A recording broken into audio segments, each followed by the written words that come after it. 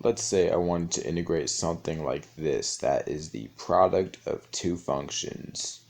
Well, integration is the opposite of differentiation, or the inverse, reverse, whatever you want to call it.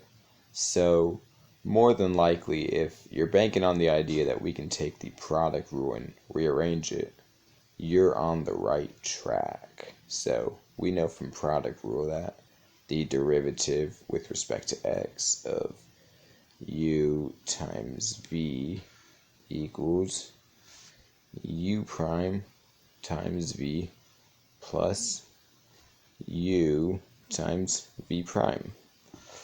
And let's actually arrange that now. I'm gonna subtract this u prime times v, and I get that u times v prime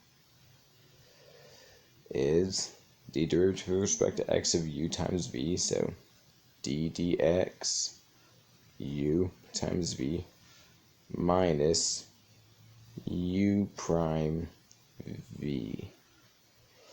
And now if I wanted to come up with a formula that could allow me to integrate the product of two functions, and for the record, this v of x that I have right here at the top, this could very well be this could be the integral of a function. So I'm going to rename this v prime of x, and you'll see where I'm going with this.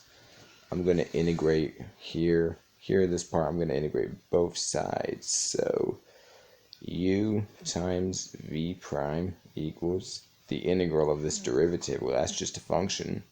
So u times v minus the integral of v times u prime. And I just took this u prime times v and I rewrote it using the commutative property. That's just the common nomenclature that I like to use.